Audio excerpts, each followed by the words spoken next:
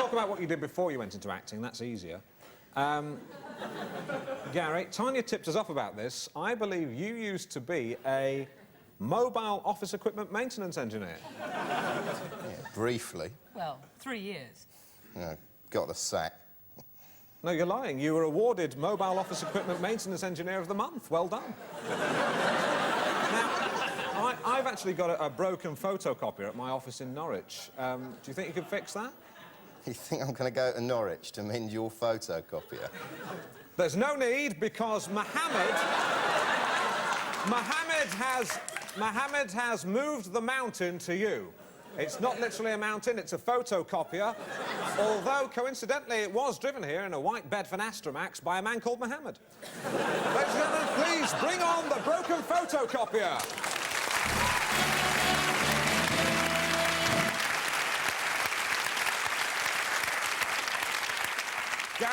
Gary, we've got the photocopier. Will you rise to Alan's challenge and mend it? No. Just do it. Do you want him to mend the photocopier? It's more embarrassing. Come on, mend it. I don't believe you can mend it. Of course I can mend it. I don't believe you. What model is it? Z60. Mono or multi-feed? Mono feed. Easy. Prove it.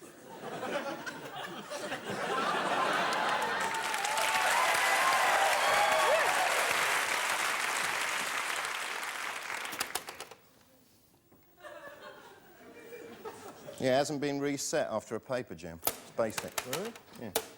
That's interesting. See this? Yeah. Where'd you put your paper clips? Normally just around on the table or Yeah, whatever. they get lost. Stick them there. What happened? How will they stay? How will they stay? Oh. How will they stay? Yeah. Magnetic. Well, that's interesting. Yeah. Nice little feature. Yeah, no, worth it is. knowing. Yeah, it's a good machine, this. Here you go, should have no trouble. I don't do that shit anymore. Right, okay. Oh, look, he's mended it! Whoa! What a dude! Fabulous. Well, Gary, not to worry, I'm going to put the smile back on your face because I'm going to present you with an Alan Partridge tie and blazer badge combination pack. There we go. There we go.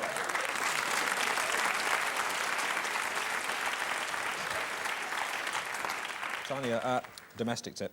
When you're stitching that on, it's got an adhesive behind it, so in actual fact, you can simply iron it on. Wonderful. And then do the stitching later if you want. Labour-saving. It's labour-saving. What are you doing? Oh, What are you doing? For God's sake! Just burst into flames. What do you do that for? Spontaneous combustion. You've ruined it! Sorry.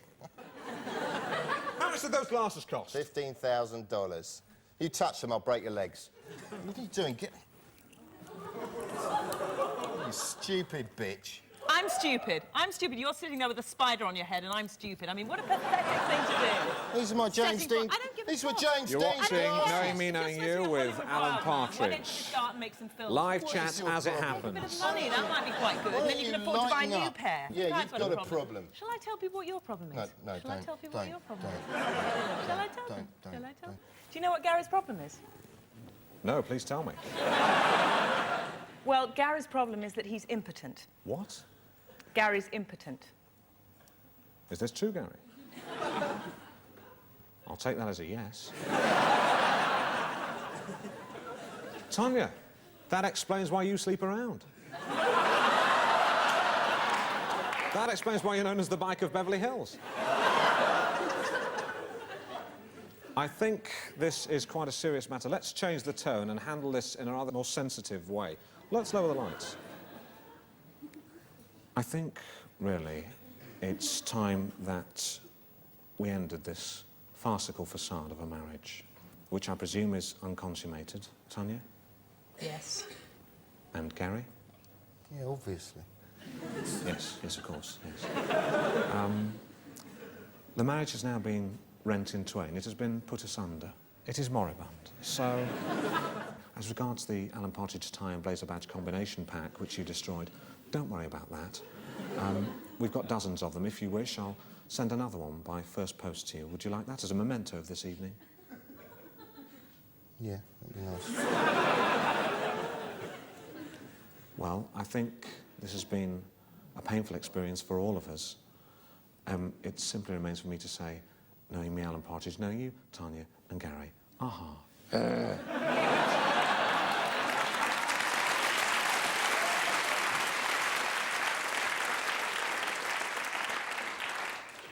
Well, the wheel has turned full circle for Tanya and Gary, but the wheels that turn this crazy, often unpredictable vehicle, my vehicle, my show, they keep turning, which brings me neatly on to the final section of the show, which has to happen. Nothing can stop that, as I rise to meet my own challenge. Alan Partridge on the Wheel of Death. Will you please welcome back with his Wheel of Death, Magic Man Tony Mesmer and Tina.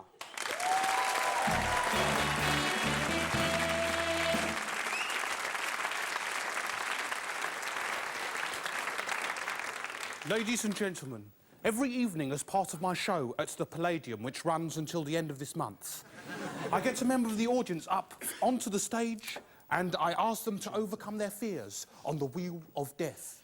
Tonight, Alan will be that person. How do you feel, Alan? Confident. I am risking my life for chat. Oh, by the way, Philip Parsons, if you're watching, get a knife and fork and a plate, put your words on that plate, add a bit of humble pie and eat it. Commence spinning the Wheel of Death. As the Wheel of Death commences its inexorable spin, Tony Mesmer prepares to unleash the deadly daggers of Damazon. I've changed my mind. I've changed my mind. Drum roll. Please. Sorry, we'll do it next week. There isn't time. We'll do it next week. God! Please! This is madness! Don't, you stupid man! Please! God! No! All right, Philip Parsons at the time. You're right, the show is moribund. No. Please!